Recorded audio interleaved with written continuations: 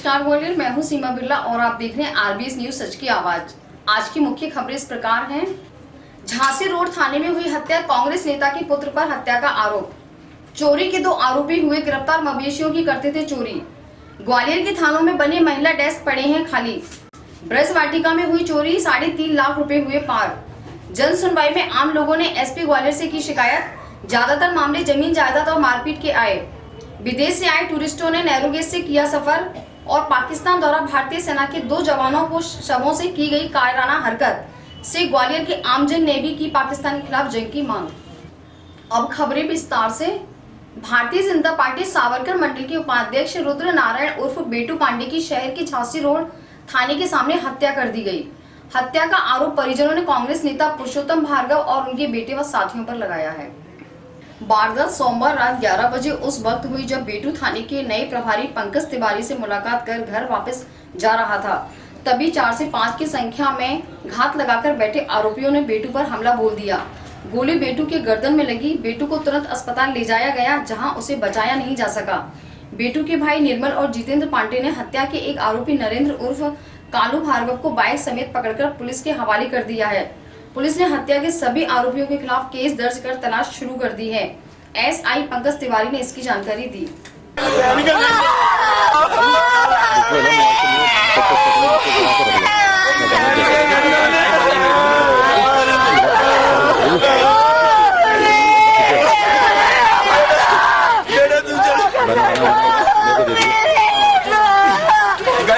Live चला गया शेर गया मेरा अरे ये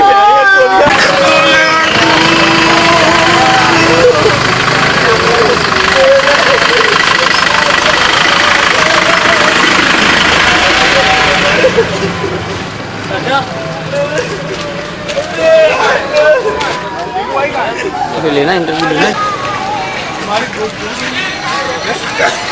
अरे जी यही लोड आओ वो बेटू है मालूम है? हाँ मालूम है। साथ में बैठे देख लेते। वो बंटी भार्गव, प्रवीण शर्मा, 4-5 लोग थे। पुरुषोत्तम भार्गव उसका भाई कल्लू छोटा, ये कोई टोंटबाजी कस गए होंगे। हमसे उससे मिलने गए थे। हाथापाई शुरू की, तुरंत राइफल मंगवाई। छोटे भाई ने, कालू ने गोली मार दी सर में। आप किसके साथ में थे? मेरा छोटा भाई ये बेटू है। अच्छा, आप दोनों साथ में थे? तो मेरे भाई दूसरे भाई में भी गोली मार दी होती, वो तो बंदूक छुड़ा ली मैंने। अच्छा, फिर क्या हुआ? फिर कहा वो मरेगा और कहा वो आपके बीच में हाथापाई भी हुई थी? जो दिख नहीं रही कहानी। जे गोली किसने मारी भैया? गोली कालू ने, कालू, बंटी, प्रवीण और मोहन सिंह। ये करते क्या ये लोग? सब चोरी करते भार्गव के लड़के हैं क्या? हैं। पुरुषोत्तम भार्गव के दोनों लड़के हैं, कालू और बंटी। अच्छा। और 2 और हैं। मोहन सिंह ऊपर रहता है पहाड़ पे। कोई विवाद हुआ था क्या? कोई से आप प्रॉपर्टी विवाद? अरे भैया आते थे हमसे, किस बात को लेकर? वैसे ही हमें। बेटू पांडे मेरा छोटा भाई। मेरा भाई राजकोट थाने से पीआई साहब से मिलके आ रहा था। पुरुषोत्तम भार्गव, उसके बच्चों ने ऊपर छत से गोली मारी, जो उसको यहाँ लगी। वो खाली कारतूस वहाँ पड़ा हुआ है और वो डेड स्टेज पर पड़ा है। झांसी रोड थाने की। कोई जमीन में हमारे काय का जमीन विवाद? हमारा कोई किसी से कोई विवाद नहीं था। हमने वो सुरेंद्र सरपंच वहाँ पे खड़ी है वो इसी की मृत्यु की, मेरे भाई की। कितने लोग आए थे वहाँ पर मारने? अब ये मैंने नहीं देख पाया साहब। बाकी ये सामने से ऊपर छत से गोली चलाई थी, तो उसमें कालू भार्गव और बंटी भार्गव वो तो मैंने देख लिया है। बाकी उसके बाप को मैंने नहीं देख पाया, और वो भी साथ है। हाँ जी, हाँ जी, पूर्ण पार्षद। अरे हमारा कोई वो नहीं है, हमारा कोई वो नहीं है। वो सुना था कि ये भारतीय जनता पार्टी से राजनीति करता था, वो कांग्रेस से। पूर्व में ये चुनाव में भी थोड़ा सा इन्होंने विरोध किया था, तो बस यही रंजिश है। झांसी रोड थाने के सामने की। उनका एक लड़का लॉकर में खड़ा हुआ है। हाँ जी, हाँ जी। मैं शीतल पांडे। थाने के सामने गोली चली थी। तत्काल मौके पे पहुंचा तो एक व्यक्ति गिर गया था वहाँ पे, जिससे पता लगा बेटू पांडे नाम है। और उसके बाद तत्काल उसको हम आप बता रहे थे उसको तत्काल अपन ने जेएस रवाना किया। कितने लोग थे? कौन गोली चलाने वाले थे? गोली चलाने वाले ये बता रहे हैं। अभी जाके यहाँ से FIR करेंगे। सामने पकड़ के तो डाल दिया अंदर, थाने में डाला। थाने के ठीक सामने, झांसी रोड थाने के सामने। क्या नाम है उसका? जी, बेटू पांडे। किसकी मौत हुई? क्या बेटू पांडे। तो कितने लोग थे हमला करने वाले? हमला करने वाले अभी ये लोग बता रहे हैं 2-3 लोग थे। 5 लोग थे। तिगरा थाना क्षेत्र में पुलिस ने मवेशियों की चोरी करने वाले 2 युवकों को किया गिरफ्तार। आज एसपी ऑफिस में इसकी प्रेस वार्ता में जानकारी दी गई।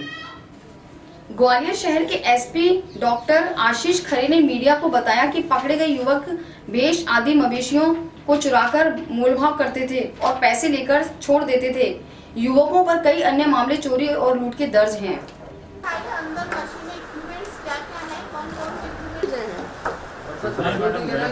जब है ना इनको भर्ती किया गया तो उस समय भी साफ कर दिया था कि आप परमानेंट नहीं होंगे। मतलब आप कॉन्ट्रेक्चुअल है।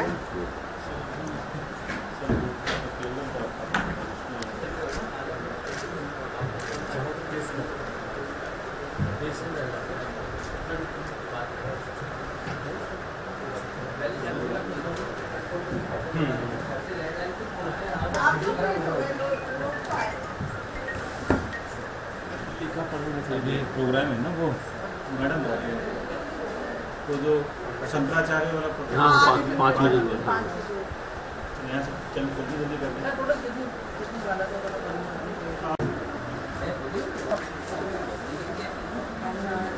वर्दी वाला रख लेंगे।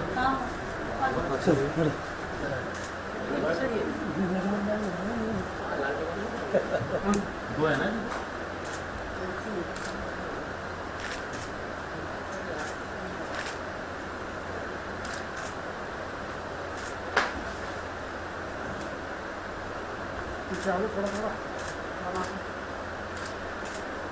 नाम है, एक का बंटी पंडित है, दूसरा लल्ला बघेल है, रामनाथ उर्फ लल्ला बघेल।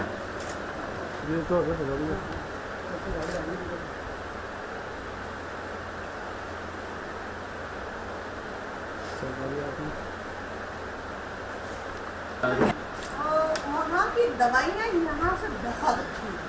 दिल्ली में यहाँ पे नकली दवाइयाँ वो आगरा वाली आ रही हैं। दरअसल उसके लिए इच्छा शक्ति भी होना चाहिए कि हम अच्छा से इम्प्लीमेंट इच्छा करें। शक्ति तो यहाँ डॉक्टर की इच्छा शक्ति इसलिए अगर तो ब्रांड बेच रहे हैं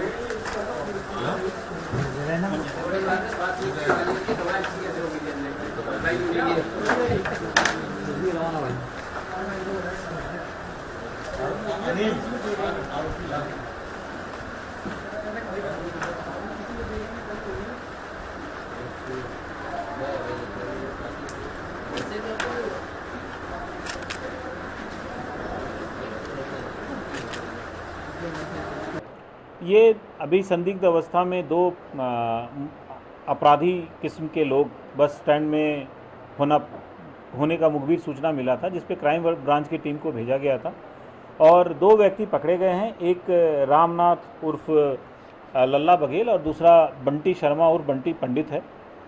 इनसे जब इनकी सर्चिंग की गई तो इनसे 315 बोर के 2 कट्टे मिले और कुछ लाइव कार्टिजेस भी इनसे मिले हैं और पूछताछ पे इनके द्वारा यह कबूल किया गया कि ये एक गिरोह जो मवेशी को, गाय भैंस और भेड़ बकरे को उठाता है और इनके द्वारा कई वारदात किए गए हैं।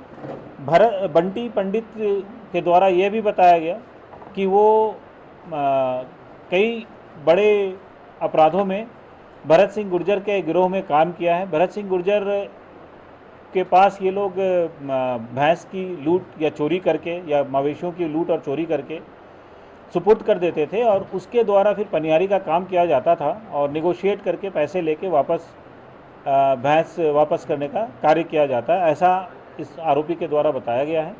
इसमें 10 से अधिक सदस्य हैं। कुछ सदस्य इनके तिगरा थाना क्षेत्र में अभी बंद हैं। ये जो बंटी पंडित है ये भी वो जो भैंस की लूट के प्रकरण हुए थे तिगरा थाना क्षेत्र में, उसमें यह भी शामिल था। इसके द्वारा यह भी बताया गया है कि अभी ये दतिया क्षेत्र में कोई बड़ा वारदात करने की तैयारी से निकले थे और ये जो अभी कुछ भैंस इन्होंने चोरी किए हैं या इनके द्वारा लूटा गया है, उसके कुछ इन्होंने बताए हैं कहाँ इन्होंने उसको डिस्पोज किया है।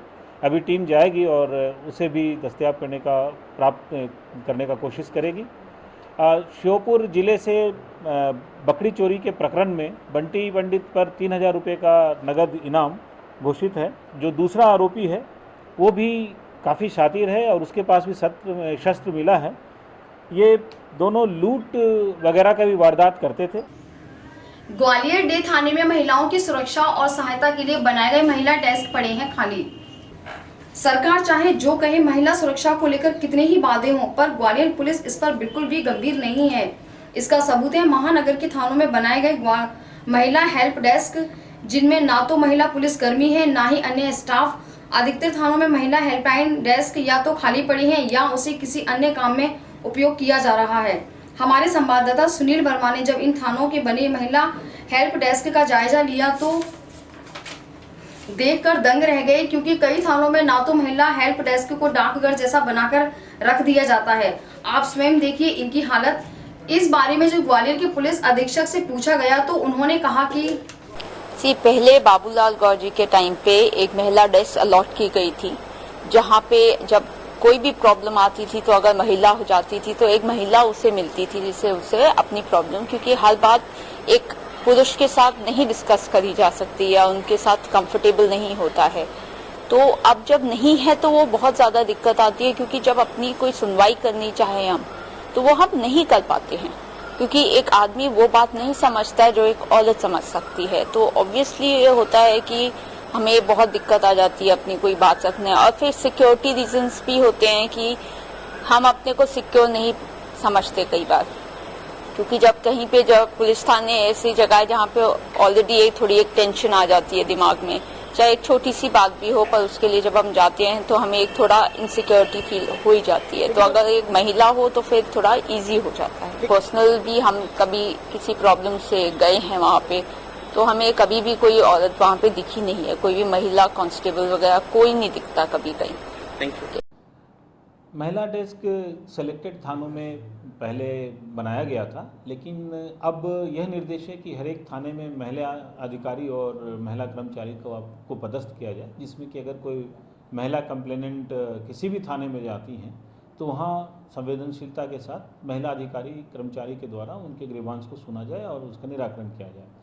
और इसका प्रयास ग्वालियर में भी है और लगभग मैक्सिमम थानों में हमने महिला अगर अधिकारी संभव नहीं हो पाया है तो जो आरक्षक हैं वो पदस्थ किया है।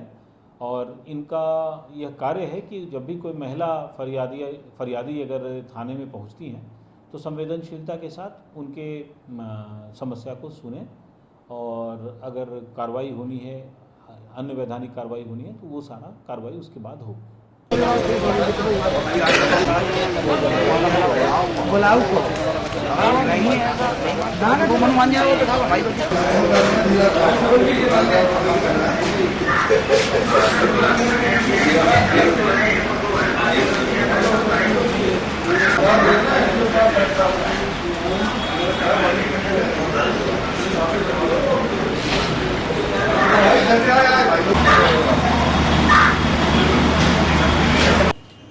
गोले का मंदिर स्थित ब्रज वाटिका में चोरों ने रुपयों से भरा बैग पार कर दिया। बैग में 3.5 लाख रुपए का माल बताया गया है। शादी की तैयारियों में लगे सिकरवार परिवार के लोगों को जब झटका लगा, जब उनकी शादी समारोह ब्रज वाटिका से कोई रुपयों से भरा बैग ले उड़ा। बैग में करीब 3.5 लाख रुपए रखे हुए थे। चोरी उस समय हुई जब लगुन चढ़ाने आए आगरा के जगपाल कुशवाहा अपने समधी को अंगूठी पहना रहे थे। तभी 10-12 साल की बच्ची जो सीसीटीवी में नजर आ रही है बैग ले उड़ी। पुलिस उसकी तलाश कर रही है। कागज है, एक डायरी है, बड़ा फैला है, मतलब 4-5 कपड़े हैं। हम मतलब लड़के वाले को तब से आए, लड़की वाले तब से आए हो? लड़की के लगुन लेके आए ना हम लोग। पैसे किसके चोरी? लड़की वाले तब से लड़के वाले? कितने रुपए का भैया? उसमें भैया 3 लाख रुपए। 3 लाख रुपए है और 2 लाख से चेकबुक है। जो पैसे चोरा रहा है वो कितनी उम्र होगी? उस लड़की की 12 साल 12-13 साल। किसके पास है? आप टेंशन मत लो, हमारा सब खुलासा हो जाएगा 2 मिनट में।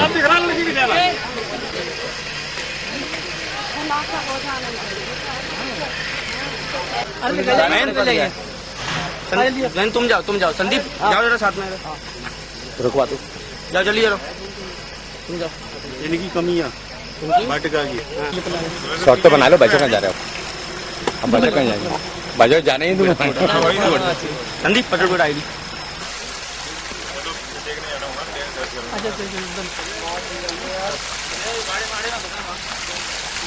यहाँ पे मेरे 2000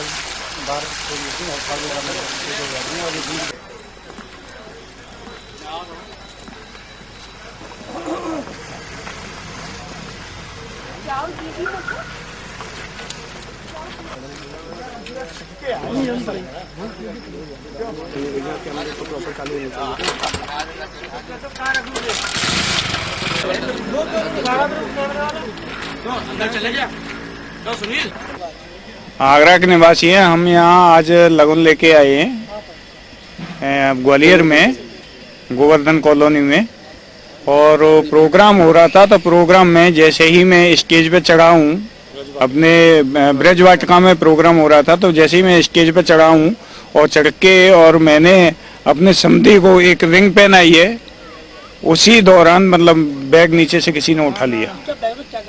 बैग में एक गड्डी है 2000 के नोट की, 2 लाख रुपए, और एक 50 के नोट की गड्डी है, और एक 2 फाइलें हैं उसमें, और 2 डायरी हैं, मेरे कपड़े भी हैं, और पेन, बहुत सारे आइटम। 60 लिफाफे हैं, 60 लिफाफे हैं उसमें, 500। चेकबुक है, चेकबुक टोटल चेकबुक और डायरी टोटल उसी में है मेरा। 3 लाख रुपए का 3 लाख रुपए का अमाउंट होगा। हैं? लड़की दिख रही है उसमें, 10-12 साल की, पीली कलर की ड्रेस पहन रखी। वो लड़की आप जानते थे? ना हम नहीं जानते, हम नहीं जानते। सीसीटीवी फुटेज में दिखी है, वो बैग उठाते हुए दिखी है। वो होगी 12-14 साल की है। किसकी शादी में आई थी आप? मैं अपनी बेटी की लगन चढ़ाने के लिए लगन लेके ले आया हूँ। आगरा से आए हैं। किसके आता है, क्या नाम है? श्री जगपाल सिंह कुशवाहा। क्या शादी? हाँ जी। उनके लड़के की आपने नाम क्या बताया? सुशील कुमार। अभी तक कोई पुलिस आने का कोई इधर आई तो पुलिस आई, और जो मेरे जॉम वाले हैं वो लेके चले गए उन्हें। मैरिज गार्डन वालों ने ब्रजवाटिका भी पता चला यहाँ पे सुशील सिंह सिकरवार है, उनकी बच्ची की शादी थी, जिसमें कोई छोटी बच्ची द्वारा सीसीटीवी रिकॉर्डिंग देखी, उसमें बैग उठाते हुए नजर आ रही हूँ। कितना सामान था, क्या है? करीब 3.5 लाख रुपए केस बता रहे हैं। अभी उसमें सीसीटीवी देख रहे हैं हम लोग, कुछ नजर आती है। ये लोग कौन लोग हैं जिनकी यहाँ शादी है, कहाँ से आए लोग? ये अपने सुशील सिंह सिकरवार है, आगरा के रहने वाले हैं, इनकी बच्ची की शादी है, इनकी पैसे चोरी है। हमें अभी सूचना मिली है, इसमें FIR करवा देंगे अभी, ठीक है ना। विदेश से भारत घूमने आए कुछ सैलानी कल ग्वालियर उन्होंने नैरोगेज में सफर किया। ग्वालियर की नैरोगेज लाइन पर दौड़ने वाली नैरोगेज ट्रेन में सफर करना अलग ही रोमांच पैदा करता है। फिर अगर इसमें स्पेशल ट्रेन की बात हो तो सभी सुविधाएं युक्त हो तो बात ही क्या है। ऐसा ही कुछ अनुभव किया विदेश से आए उन सैलानियों ने जिन्होंने ग्वालियर की नैरोगेज लाइन पर स्पेशल ट्रेन में यात्रा की।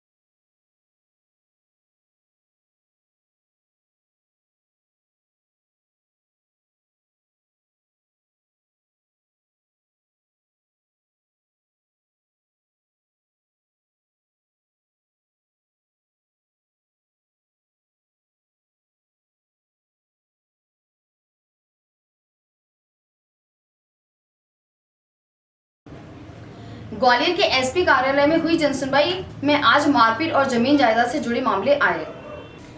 एक महिला जहां अपने पति द्वारा प्रताड़ित किए जाने पर दहेज के लिए मारने पीटने की शिकायतें लेकर आई। लाली यादव, मुझे ये परेशानी है, मेरे ससुर वगैरह मुझे सही नहीं लग रहे, देवजुट मेरी मारपीट करते हैं सर। ये वो बच्चे की वजह से मैं जायद में ज़मीन मांगती, प्रॉपर्टी तो मुझे नहीं देते। वो बच्चा था मेरे 4 महीने का, वो इनने गिरवा दिया टैबलेट खवा के। मेरा उनका ससुर का नाम भजन सिंह यादव, 4 सेब का नाका, महाराजा मान सिंह कॉलेज के सामने। कहते हैं हम रखना नहीं चाहते कुल मिला के आपको। बस दहेज मांगते हैं। क्या लेके आई है तू अपने मायके से? झंडे ले आता। मजदूरी करते हैं बिरला नगर मंडी में। सब उनको भी मारते हैं। आप तो जानकारी लीजिए मोहल्ले में जाके, हम तो ये कहते हैं। साथ में रहते हैं, मारते हैं उनको, कहते हैं भगा दे इसे, तो वो भी भगा देते हैं। हाँ, हम दोनों को घर में ताला डाल दिया एक दिन। तो अभी मैं अपनी मायके में मम्मी के पास। लाली यादव। यस, नहीं अभी तो नहीं, मैम से मिलना टाइम है। मैम ने बोला कि करते हैं कार्रवाई। थाने में, हाँ महिला, पहले तो हजीरे थाने की थी सर, फिर महिला थाने में आई थी। कोई सुनवाई नहीं हुई। मैंने 2-3 बार कर ली, कोई सुनवाई ही नहीं है सर मेरी।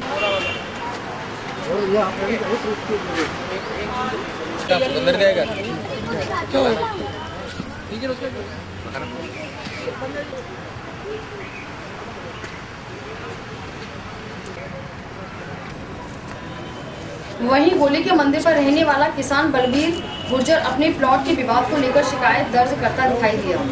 बलबीर सिंह गुर्जर, कृष्णा कॉलोनी गोली केंद्र पे सर, मैं एक कृष्णा कॉलोनी गोली केंद्र पे रहता हूँ, लेकिन इसको लेकर के विवाद था हमारे 1 साल से बेघर है। पदम कुमार और राजकुमार, इनको लेकर के 1 साल से हमने बहुत धरना बंदना भी दिए, प्रधानमंत्री को भी लेटर दिए, एसपी महोदय को दिए, कलेक्टर महोदय को दिए, लेकिन पुलिस विभाग द्वारा कोई कार्रवाई नहीं किया जा रहा है। पुलिस के लीडर वगैरह बाबू वगैरह पैसा लेते हैं। प्लॉट के विवाद को लेकर के सर 9,012 पर 1 करोड़ 40 लाख रुपए का घोटाला, यानी 1 करोड़ 40 लाख रुपए लेकर के प्लॉट का देना नहीं चाह रहे हैं, यानी जान से मारने की धमकी दिए जा रहे हैं। ये है कतर गुजर, ये कृष्णा कॉलोनी गोली केंद्र पे ही रहते हैं सर हमारे मोहल्ले में। सर 1 साल हो गए, 2015 से स्टार्टिंग हुआ है। कंप्लेंट किया है एसपी को, आईजी को, डीआईजी को, लेकिन कोई सुनवाई नहीं हो रहा है। बयान ले लिया जाते हैं, लेकिन बयान लेने के बाद आज भी भटक रहे सर। अब जी सर न्याय मिलना चाहिए सर, न्याय नहीं मिलेगा जब तक मैं ऐसे ही भटकता रहूंगा, 10 अफसरों के कटवाऊंगा, लेकिन मुझे न्याय मिलना चाहिए जल्द से जल्द सर। सर नहीं मिलेगा तो फांसी लगाऊंगा, मरूंगा, और क्या है।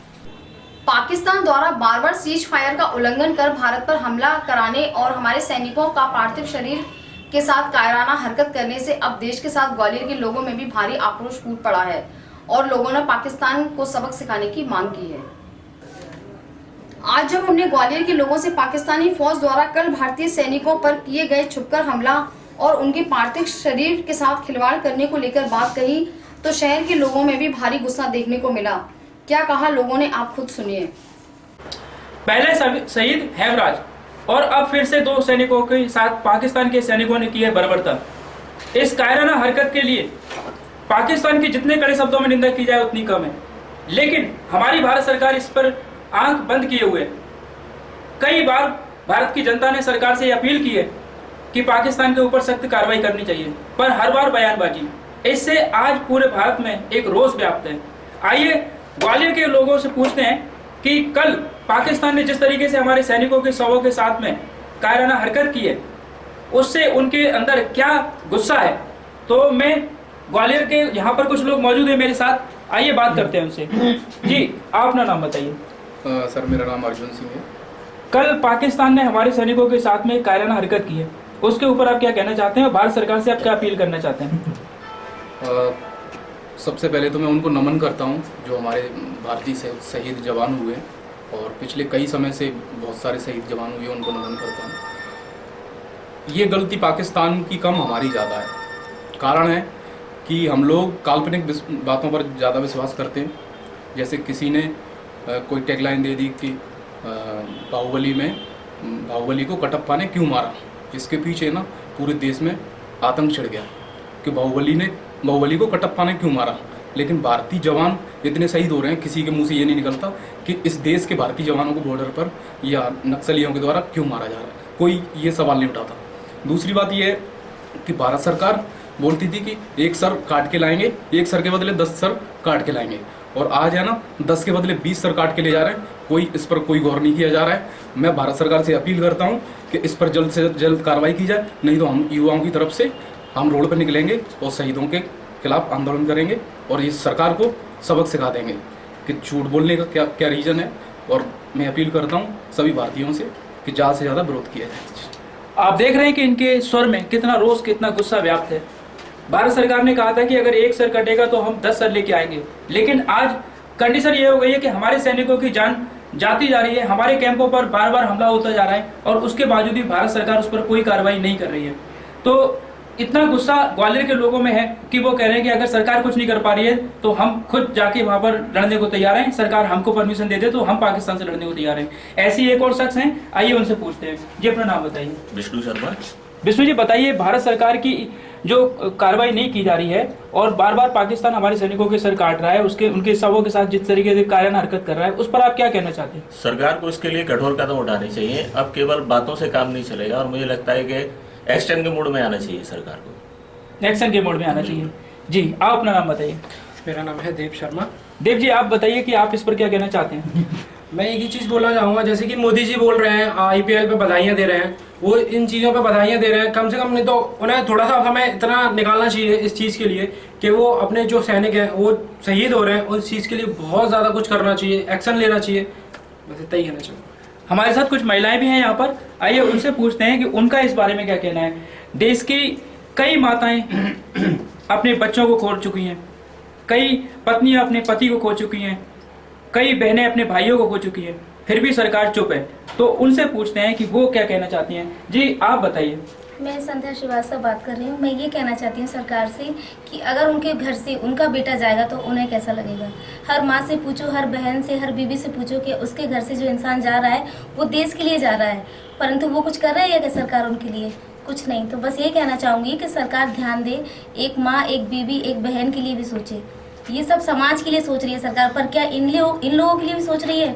कहती है नारी अभियान चलाया, ये चलाया, तो क्या मतलब है जब उनके पास उनका मतलब रक्षक ही नहीं रह जाएगा तो क्या नारी अभियान चला रही है सरकार? तो मैं यही चाहती हूँ सरकार से कि वो ध्यान दे और मतलब कुछ करे हम लोगों के लिए भी, हमारे भाइयों के लिए, हमारे सहयोग के लिए, और बस इतना ही कहना चाहूँगी। तो जैसा कि आपने सुना कि हमारे ग्वालियर की जो महिलाएं हैं वो ये कह रही हैं कि जब हमारे रक्षक ही नहीं रहेंगे तो फिर हम सेफ कैसे हैं। कुछ युवा भी हमारे साथ हैं, उनसे भी पूछते हैं कि वो क्या कहना चाहते हैं। मेरा नाम अमित गौतम है और मैं कहना चाहता हूँ कि सरकार हर बार वादे करती है, हर बार नया मुद्दा उठाती है कि हम अच्छा काम करेंगे, है ना, और अच्छा काम करेंगे। और क्या यही अच्छा काम है कि हर बेगुनाह शरद पार से हर कोई आ रहा है और हर कोई बेगुनाह को ऐसे मार कर जा रहा है। सरकार क्या देख नहीं रही है? क्या सरकार जब देखेगी जब एक एक व्यक्ति हमारे देश का चला जाएगा ऐसे ही। और मैं क्या बोलूँ आपसे, मैं चाहूँगा कि सरकार को एक ठोस कदम उठाए। आपको गुस्सा है इस बात का? गुस्सा अगर मैं सैनिक में होता तो मैं जरूर सरहद पार जाके जिन लोगों ने हमारे देश के प्रति लोगों को ऐसे मारा है, मैं एक एक, भले मेरी जान चली जाए लेकिन एक एक व्यक्ति को मैं सबक सिखाता और उनका अंत करता। तो हमारे जो ग्वालियर के लोग हैं वो जान की बाजी लगा के पाकिस्तान के साथ लड़ने को तैयार है। क्या सरकार इस पर अब कोई कदम उठाएगी? ये एक देखने वाली बात है, या फिर वही वादे हो जाएंगे, वही राजनीतिक भाषण हो जाएंगे, वही फिर से कि हम कार्रवाई करेंगे, सख्त कार्रवाई करेंगे, माकूल जवाब दिया जाएगा, लेकिन वो जवाब कब दिया जाएगा इसका वक्त कब अभी तक नहीं आया है। सर मैं ये कहना चाहती हूँ कि जिस तरीके से हमारे देश के रक्षकों के साथ इतना बुरा व्यवहार हो रहा है, हम लोग चैन की नींद क्यों सोते हैं? क्योंकि वो हमें ऐसा लगता है कि वो हमारी रक्षा कर रहे हैं, और रक्षा करने वालों के साथ ही ऐसा हो रहा है तो हम चैन की नींद कैसे सोएं? सरकार हम लोग क्यों मनाते हैं कि सरकार हमारी मदद करेगी, सरकार हमारी रक्षा करेगी। सरकार ही जब हमारी रक्षा करने में ऐसा लापरवाही दे रही है तो देश की रक्षा क्या होगी? देश का क्या भविष्य क्या बनेगा देश का? आपने देखा यहाँ बहुत सारे लोग हैं और सबके अंदर एक गुस्सा है। गुस्सा इस बात को लेकर है कि हमारे सैनिकों का सब जिस तरीके से पाकिस्तानी लोग उनके साथ में खिलवाड़ करते हैं, अब समय आ गया है जब भारत सरकार को उनके ऊपर कार्रवाई करनी चाहिए। मैं संजय भारद्वाज अपने सहयोगी रवि सिकरवार और अजय दुबे के साथ। आज की खबरों में बस इतना ही। कल हम आपसे फिर मिलेंगे ठीक इसी समय इसी चैनल पर। तब तक के लिए नमस्कार, धन्यवाद।